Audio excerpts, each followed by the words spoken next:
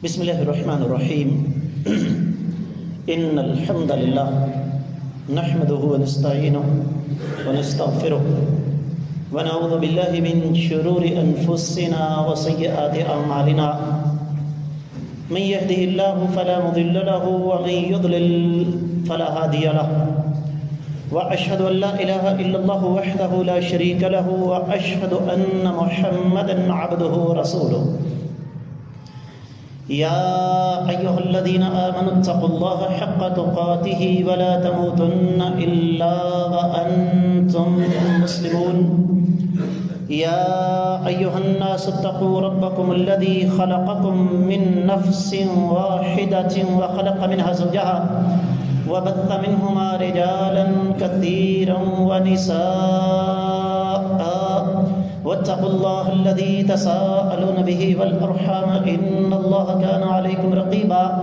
يا أيها الذين آمنوا اتقوا الله وقولوا قولا سديدا يصلح لكم أعمالكم ويغفر لكم ذنوبكم ومن يطع الله ورسوله فقد فاز فوزا عظيما أما بعد فإن خير الحديث كتاب الله وخير الهدي هدي محمد صلى الله عليه وسلم وشر الأمور محدثاتها وكل محدثة بدعة وكل بدعة ضلالة وكل ضلالة في النار. قال الله عز وجل بعد أعوذ بالله السميع العليم من الشيطان الرجيم بسم الله الرحمن الرحيم قاف والقرآن المجيد بل عجبوا أن جاءهم منذر منهم فقال الكافرون هذا شيء عجيب أإذا متنا وكنا ترابا ذلك رجع بعيد قد علمنا ما تنقص الأرض منهم وعندنا كتاب حفيظ بل كذبوا بالحق لما جاءهم فهم في أمر مريج أفلم ينظروا إلى السماء فوقهم كيف بنيناها وزيناها وما لها من فروج والأرض مددناها وألقينا فيها رواسي وأنبتنا فيها من كل زوج بهيج تبصرة وذكرى لكل عبد منيب ونزلنا من السماء ماء مباركا فأنبتنا به جنات وحب الحصيد والنخل باسقات لها طلع نضيد رزقا للعباد وأحيينا به بلدة ميتا كذلك الخروج كذبت قبلهم قوم نوح وأصحاب الرس وثمود وعاد وفرعون وإخوان لوط وأصحاب الأيكة وقوم تبع كل كذب الرسل فحق وعيد أفعينا بالخلق الأول بل هم في لبس من خلق جديد ولقد خلقنا الإنسان ونعلم ما توسوس به نفسه ونحن أقرب إليه من حبل الوريد إذ يتلقى المتلقيان عن اليمين وعن الشمال قعيد ما يلفظ من قول إلا لديه رقيب عتيد وجاءت سكرة الموت بالحق ذلك ما كنت منه تحيد ونفخ في الصور ذلك يوم الوعيد وجاءت كل نفس معها سائق وشهيد لقد كنت في غفلة من هذا فكشفنا عنك غطاءك فبصرك اليوم حديد وقال قرينه هذا ما لدي عتيد ألقيا في جهنم كل كفار عنيد مناع للخير معتد مريب الذي جعل مع الله إلها آخر فألقياه في العذاب الشديد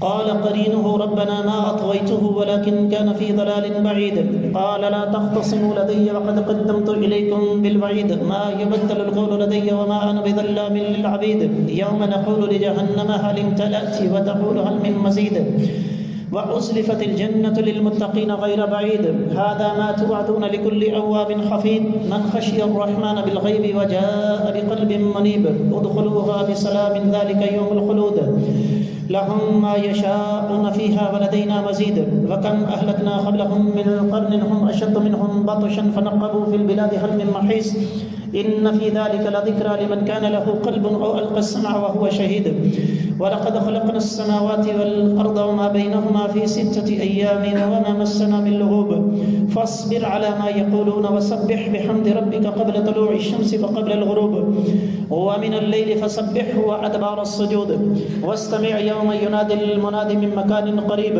يوم يسمعون الصيحة بالحق ذلك يوم الخروج إنا نحن نحيي ونميت وإلينا المصير يوم تشقق الأرض عنهم سراء ذلك حشر علينا يسير نحن أعلم بما يقولون وما أنت عليهم بجبار فذكر بالقرآن من يخاف وعيد. معزز خواتین و حضرات، میں سب سے پہلے اپنے آپ کو اور اس کے بعد آپ سب لوگوں کو اللہ تعالیٰ سے ڈرنے کی تلقین کرتا ہوں، اور جو انسان اللہ ملک العلم رب ذو الجلال والاکرام سے ڈر جاتا ہے، اللہ رب العزت اس پر جو انعامات کی بارش کرتے ہیں ان میں سے ایک یہ بھی ہے کہ اللہ تعالی ایسے انسان کو اصلی نسلی سچے اور وفادار دوست عطا فرما دیتے ہیں۔ آج 6 جمادی الاولیٰ 1446 ہجری 8 نومبر 2024 عیسوی ہے، اور ہمارا آج کا موضوع اصلی اور نسلی دوست کی پہچان کیا ہے۔ آگے بڑھنے سے قبل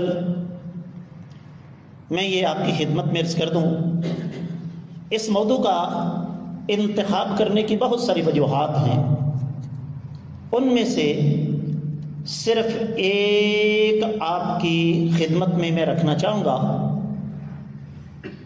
اصل بات یہ ہے کہ جن وجوہ کی بنا پر انسان دنیا اور آخرت میں عزت اور ذلت کا حقدار ٹھہرتا ہے، ان میں سے ایک دوستی بھی ہے۔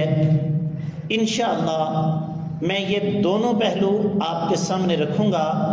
قیامت کے روز اچھے دوست رکھنے والے کا انجام کیا ہوگا اور برے دوست رکھنے والے کا انجام کیا ہوگا۔ بات کو ایک ترتیب کے ساتھ لے کر چلتے ہیں، جس طرح کہ ہمارا مزاج ہے۔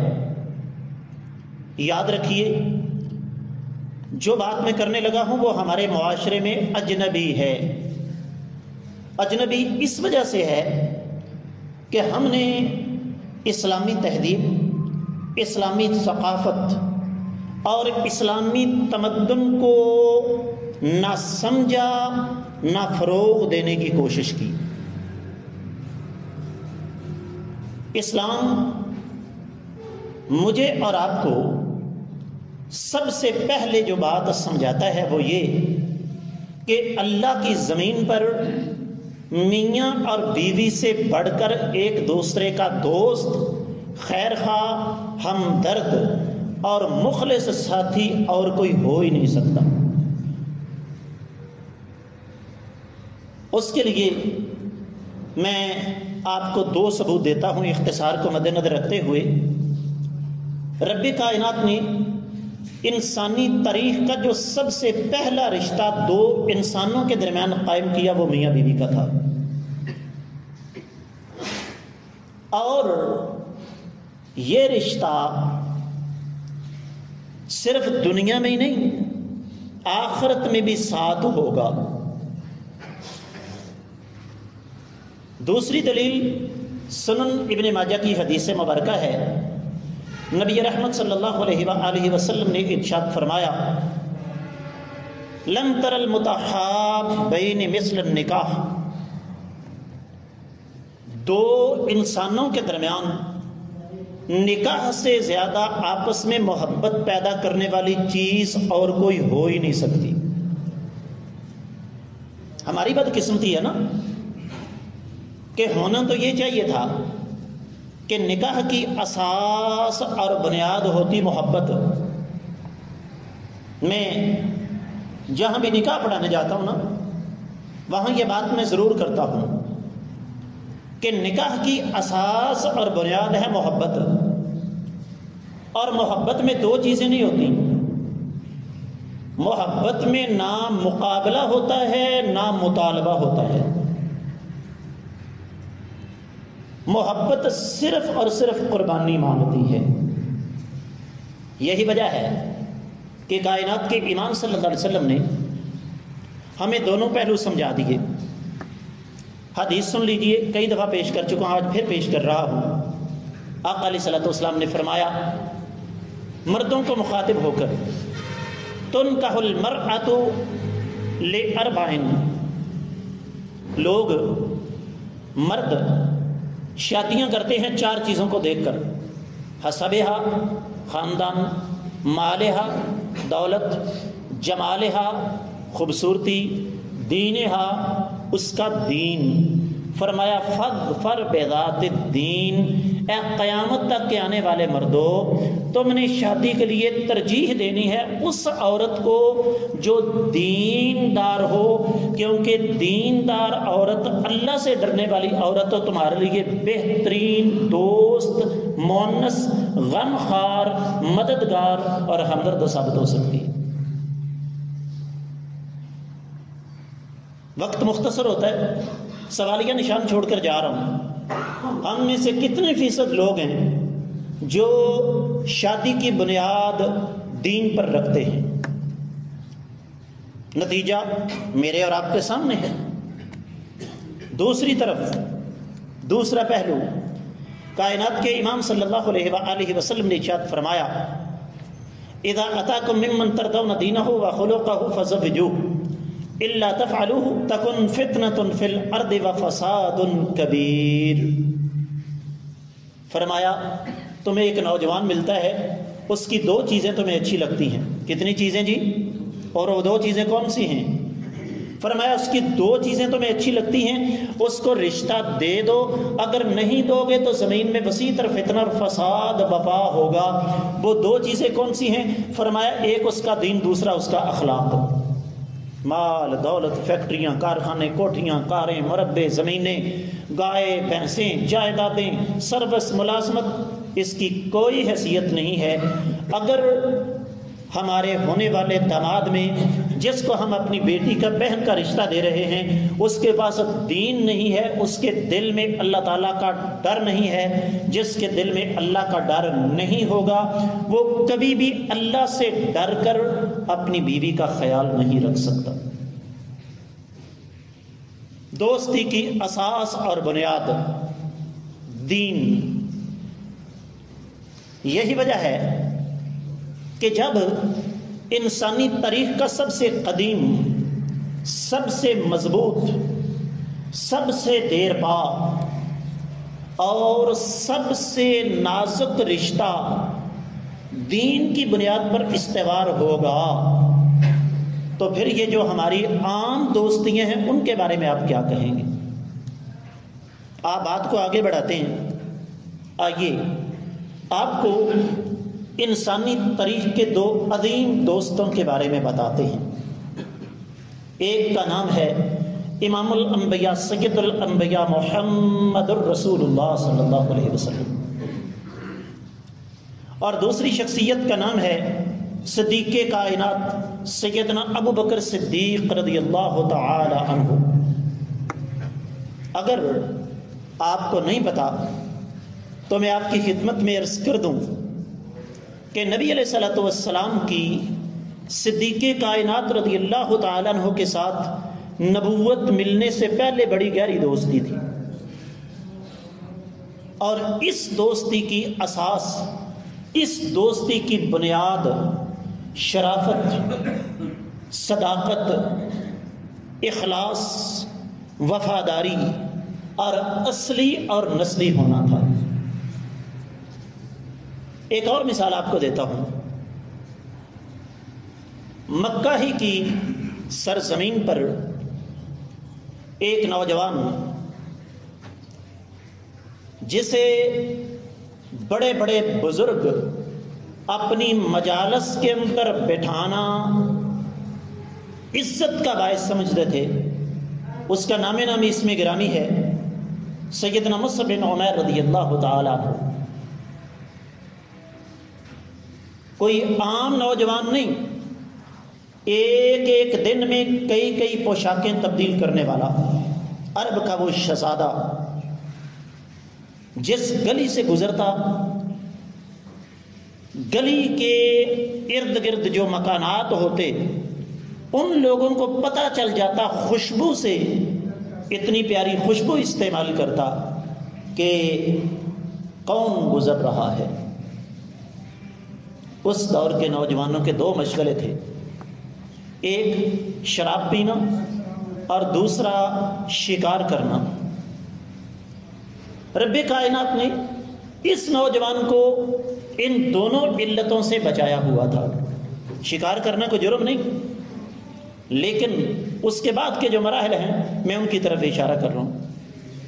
نتیجہ، جس جگہ آج مکہ میں بیت اللہ کا باب الملک فہد ہے، وہاں ایک چوپال تھی، ایک بیٹھک تھی، جہاں پر مکہ کے بڑے بڑے سردار 60 70 80 90 سال کے بزرگ بیٹھتے تھے۔ لیکن جب یہ نوجوان وہاں سے گزرتا اس کو باقاعدہ آواز دے کر بٹھا لیتے اور اپنے پاس بٹھانا اعزاز سمجھتے تھے۔ یہ اسلام سے پہلے کی بات ہے کہ اس نوجوان کی وفاداری جو ہے وہ معروف تھی۔ پھر بات کو مزید آگے بڑھاتے ہیں، ایک دوسرا پہلو آپ کے سامنے رکھتا ہوں۔ صحیح حدیث میں آتا ہے، صحیح مسلم کی روایت ہے، جب کائنات کے امام صلی اللہ علیہ وآلہ وسلم کا 42 سال تک ساتھ دینے والی شخصیت ابو طالب کا آخری وقت آیا، واقعہ آپ نے 50 دفعہ سنا ہوگا۔ نبی علیہ الصلوۃ والسلام بار بار گزارش کر رہے ہیں، یا عم قل لی کلمۃ احاج بہا لک عند اللہ، چچا جان آپ نے جو کام کیا ہے وہ انسانی تاریخ میں کسی کو نصیب نہیں ہو سکے گا۔ نبی آخر الزمان محمد رسول اللہ صلی اللہ علیہ وسلم کی 42 سال خدمت کرنا، انسانی تاریخ میں ابو طالب کے علاوہ کسی شخصیت کا نام لیجئے جس کو یہ اعزاز حاصل ہے، کوئی نہیں ملے گی آپ کو۔ چاچا جی آپ نے یہ جو اتنا بڑا کام کیا ہے، دنیا سے جاتے جاتے ایک چھوٹا سا کلمہ اپنی زبان سے ادا کر دیجئے، قیامت کے روز میں اسے حجت بنا کے اللہ کے سامنے بطور سفارش پیش کر سکوں۔ لیکن چونکہ بیٹھنے والے تھے ابو طالب ابو جہل کے پاس، امیہ بن خلف کے پاس سردار تھے نا، تو مجلس کا انسان پر اثر ہوتا ہے۔ ان ظالموں نے ابو طالب پر اس قدر دباؤ ڈالا کہ آخری لمحات میں بھی ابو طالب کو کلمہ پڑھنا نصیب نہیں ہو سکا۔ یہی وجہ ہے، میرے آقا علیہ الصلوۃ والسلام کی حدیث ہے صحیح بخاری اور صحیح مسلم میں، نبی علیہ الصلوۃ والسلام نے فرمایا اچھے دوستوں اور برے دوستوں کی مثال کیسی ہے؟ توجہ کے ساتھ سنیے گا۔ فرمایا اچھا دوست، اچھی مجلس بالکل ایسے ہی ہے کہ جیسے ایک انسان کسی عطر فروش کی دکان کے پاس جا کر کھڑا ہو جائے۔ اب 3 حالتیں آقا علیہ السلام نے بیان فرمائی۔ کیسی؟ فرمایا سب سے پہلے اگر اس کی جیب اجازت دیتی ہے تو یہ پیسے دے کر خوشبو اس سے عطر خرید لے گا۔ اگر جیب اجازت نہیں دے رہی، دکاندار اپنی مشہوری کے لیے کہے گا ذرا یہ خوشبو دیکھنا کیسی ہے۔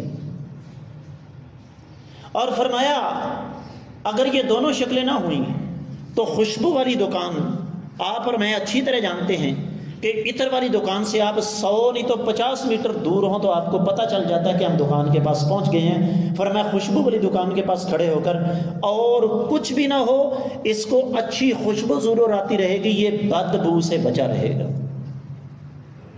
جب دوست نیک ہوں گے، اللہ تعالیٰ آپ سب کی اس محبت کو، اس توجہ کو اپنی بارگاہ میں قبول و منظور فرمائے۔ میرے موضوعات ایسے ہوتے ہیں کہ ہر بندہ یہ سمجھتا ہے کہ استاد جی میرے ساتھ مخاطب ہے، اور ہونا بھی یہی چاہیے۔ جمعے کا مقصد بھی یہی ہوتا ہے۔ آج میں نے، آپ نے، سب نے اپنے آپ سے یہاں سے یہ سوال کر کے اٹھنا ہے کہ میرا اٹھنا بیٹھنا کن لوگوں کے پاس ہے؟ مقصد کیا ہے؟ جب آپ اچھے دوستوں کے پاس بیٹھیں گے، یا تو آپ نیک آدمی سے خود کوئی نہ کوئی نیک بات، اچھی بات پوچھ لیں گے، نہیں پوچھیں گے وہ خود بخود تمہیں بتا دے گا، اور اگر یہ بھی نہ ہو تو نیک آدمی کے پاس بیٹھ کر آپ بری مجلس سے محفوظ ضرور رہیں گے۔ تصویر کا دوسرا رخ میرے آقا علیہ الصلوۃ والسلام نے ہمارے سامنے رکھا۔ فرمایا ایسے ہی ہے جیسے ایک آدمی کسی لوہا کوٹنے والے کے پاس کھڑا ہو. یہاں بھی 3 شکلیں ہیں. پہلی، چنگاری اڑے گی. ظاہر ہے لوہے کے اوپر جب گرم لوہے پہ چوٹ پڑے گی، لال رنگ کے لوہے پر چنگاری اڑے گی، کپڑوں کو جلا دے گی. یہ بھی نہ ہو تو لوہا جلنے سے خوشبو تو آ نہیں سکتی، کام کرنے والے کی تو مجبوری ہے، اس کے نتنوں میں گندی بو آئے گی. اور اگر یہ بھی نہ ہو تو لوہا کوٹنے والے کے پاس جب کھڑا ہوگا تو لامحالہ طور پر اس کی حرارت اس کو ضرور متاثر کرے گی. کسی برے آدمی کے پاس بیٹھیں گے، کسی برے آدمی کے ساتھ دوستی لگائیں گے تو باتیں 3 ہی ہیں. یا براہ راست برائی کے اندر ملوث ہو جائیں گے، یا ملوث نہ بھی ہوں، برائی کے طریقے سیکھ لیں گے. اور یہ بھی نہ ہو تو انسانی تاریخ میں آج تک کسی برے آدمی کے پاس بیٹھنے والے کو کس نے اچھا نہیں کہا ہے. اب اگر میں اس طرف نکلوں کہ جب انسان برے دوستوں کے پاس بیٹھتا ہے تو کیا کیا نقصانات ہوتے ہیں، یہ مجھے بتانے کی ضرورت نہیں. اور ضرورت اس وجہ سے نہیں ہے کہ الحمدللہ ثم الحمدللہ مجھے اپنے سامعین پر پورا بھروسہ ہے اور میں اللہ کا شکر ادا کرتا ہوں کہ میرے اللہ نے مجھے سامعین عطا فرمائے ہیں، تماشبین عطا نہیں فرمائے. قابل غور بات جو بھی ہو وہ اس پر ٹھٹے دل سے غور کرتے ہیں، بات کو اختتام کی طرف لے جاتے ہیں. کیوں؟ آخری کم بیش 8 منٹ باقی ہیں. امام ابن القیم رحمۃ اللہ علیہ نے اپنی کتاب مدارج السالکین کی 3 جلد کے 322ویں صفحے پر ایک بڑی پیاری بات کی ہے، اور وہ بات ہماری زندگی کا رخ بدل کے رکھ دے گی. فرماتے ہیں مجالست الصالحین تحولک من 6 الی 6. نیک لوگوں کے پاس بیٹھو گے تو وہ بیٹھنا تمہیں 6 چیزوں سے 6 چیزوں کی طرف لے جائے گا، پھیر دے گا. سب سے پہلے من الشک الی الیقین. اگر دین کے بارے میں، دین کے کسی مسئلے کے بارے میں تمہیں کسی قسم کا کوئی شک ہے تو نیک لوگوں کے پاس بیٹھنے سے وہ شک ختم ہو جائے گا. شک کی جگہ کیا آ جائے گا؟ یقین آ جائے گا. دوسرا فائدہ من الریاء الی الاخلاص. جب آپ نیک لوگوں کے پاس بیٹھیں گے تو ان کے پاس بیٹھنے سے آپ کے اندر سے ریاکاری کے جراثیم ختم ہو جائیں گے، ریاکاری کی جگہ اخلاص لے لے گا. تیسرا فائدہ وَمِنَ الْغَفْلَةِ إِلَى الذِّكْرِ.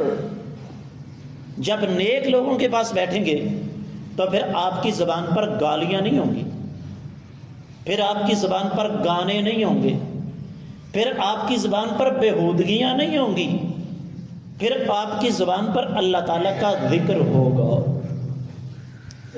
میں ٹپے دوڑے جگتے قوالیاں شعر لطیفے سنانے والے واعظین کی بات نہیں کرتا، دکاندار دین فروشوں کی بات نہیں کرتا، اصل علماء کی بات کرتا ہوں.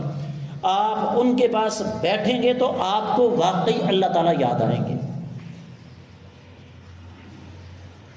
کسی بھی اہل علم کے ساتھ سفر کریں، ان کے سفر کا آغاز کس کے نام کے ساتھ ہوگا؟ سفر کی دعا، دوران سفر اللہ تعالیٰ کا ذکر. اگر انہیں موبائل پر کال آئی ہے تو اہل علم کو 90 نہیں بلکہ 95% سے زیادہ لوگ فون کس لیے کریں گے بھائیوں؟ دینی مسئلے مسائل سیکھنے کے لیے، سمجھنے کے لیے. فرماتے ہیں چوتھا فائدہ یہ ہے وَمِنَ الرَّغْبَةِ فِي الدُّنْيَا إِلَى الرَّغْبَةِ فِي الْآخِرَةِ. نیک لوگوں کے پاس بیٹھو گے تو پھر تمہیں اس حقیر دنیا کی حقارت کا احساس ہوگا. اس دنیا کو چھوڑ کر تم کس کی فکر کرو گے؟ آخرت کی. نبی علیہ السلام کا فرمان کیا ہے؟ جو انسان آخرت کی فکر کرنا شروع کر دیتا ہے، رب کائنات اس کے مسئلے مسائل حل کر دیتے ہیں اور اس کو وہاں سے رزق ملتا ہے جہاں سے وہ سوچ بھی نہیں سکتا۔ یہ اہل علم جو ہے نا، یہ کیا کرتے ہیں بھلا؟ یہ ہمارے سامنے نچوڑ، قرآن و حدیث کا نچوڑ لا کے رکھ دیتے ہیں۔ پانچویں بات فرمایا جب نیک لوگوں کے پاس بیٹھو گے تو ہوگا کیا؟ وَمِنَ الْكِبَرِ إِلَى التَّوَاضُعِ، کسی سرمایہ دار کے پاس بیٹھو، کسی وڈیرے کے پاس بیٹھو، اس کے پاس بیٹھ کر یہی سیکھو گے تم انہوں جاندہ نہیں ہوئے۔ لیکن جب نیک لوگوں کے پاس بیٹھو گے تو وہ تمہیں تکبر سے نکال کر عاجزی اور انکساری کا سبق پڑھائیں گے۔ نبی علیہ السلام کا فرمان کیا ہے؟ اللہ فرماتے ہیں الکبر ردائی، تکبر میری چادر ہے، جس نے تکبر کیا اس نے اللہ کی چادر پر ہاتھ ڈالا۔ نیک لوگوں کے پاس بیٹھنے سے انسان کے اندر کا جو شیطان ہے وہ مرتا ہے، انسان کی میں مر جاتی ہے۔ اور چھٹی چیز کیا ہے؟ وَمِن سُوءِ النِّيَّةِ إِلَى النَّصِيحَةِ، بری نیت کی جگہ پر نیک لوگوں کے پاس بیٹھو گے تو تمہیں نصیحت ملے گی، خیر خواہی ملے گی، دین کا سبق ملے گا، دین کی طرف تمہاری قربت ہوگی۔ میں نے وعدہ کیا تھا کہ اختتام پر آپ کے سامنے دو چیزیں رکھوں گا۔ میرے اللہ نے قرآن میں ایک موازنہ کر دیا، اور موازنہ کیا ہے؟ تصویر کا ایک رخ۔ اللہ فرماتے ہیں وَيَوْمَ يَعَضُّ الظَّالِمُ عَلَى يَدَيْهِ، قیامت کا دن ہوگا، یہ ظالم آدمی اپنے ہاتھوں کو کاٹ کاٹ کر کھائے گا، اور کیا کہے گا؟ یا لیتنی لم اتخذ فلانا، یقول یا لیتنی اتخذت مع الرسول سبیلا، اے کاش کہ میں نے ان ظالم دنیا داروں کی بجائے اللہ کے رسول صلی اللہ علیہ وسلم کا راستہ اختیار کیا ہوتا۔ یا ویلتا لیتنی لم اتخذ فلانا خلیلا، ہائے میری بربادی، میں نے فلاں کو اپنا دوست نہ بنایا ہوتا۔ لقد اضلنی عن الذکر بعد اذ جاءنی وَكَانَ الشَّيْطَانُ لِلْإِنسَانِ خَذُولًا، سورۃ الفرقان کی 27، 28 اور 29ویں آیت مبارکہ۔ اللہ فرماتے ہیں یہ ظالم کہے گا میرے اس دوست نے مجھے اللہ کے ذکر سے غافل کر دیا، اللہ کی طرف سے آنے والے دین سے غافل کر دیا، اور شیطان انسان کا بدترین دشمن ہے، دھوکہ دینے والا دوست ہے۔ یہ تصویر کا ایک رخ ہے، بری دوستی۔ قرآن نے دوسرا رخ ہمارے سامنے رکھا، سورہ زخرف 67ویں آیت مبارکہ۔ میرا اللہ قیامت کی نقشہ کشی کر رہا ہے۔ اللہ فرماتے ہیں الاخلاء یومئذ بعضهم لبعض عدو الا المتقین۔ میرے اللہ نے اصدقاء کا لفظ استعمال نہیں کیا، احباء کا لفظ استعمال نہیں کیا، بڑا گہرا لفظ ہے قرآن کا۔ الاخلاء، خلوتوں کے دوست، قیامت والے دن ایک دوسرے کے دشمن بن جائیں گے، ماں سوائے متقین کے، پرہیزگاروں کے۔ قرآن کہتا ہے قیامت کے روز ایک نیک آدمی جنت میں جائے گا اور کہے گا ان لی قرین، میرے اللہ میرا ایک بڑا پیارا دوست تھا۔ اللہ تعالیٰ نیک دوست کی سفارش سے اس دوست کے گناہ معاف کر کے اس کو بھی جنت میں داخل کر دیں گے۔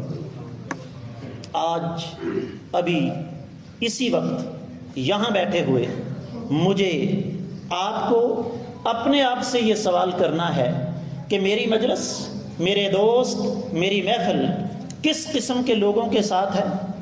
کیا میرے دوست مجھے جنت کی طرف لے جا رہے ہیں یا جہنم کی طرف لے جا رہے ہیں۔ اللہ تعالیٰ کی بارگاہ میں دعا ہے رب کائنات ہمیں غور و فکر کر کے سمجھ کر عمل کرنے کی توفیق عطا فرمائے۔ وما علی الا البلاغ المبین۔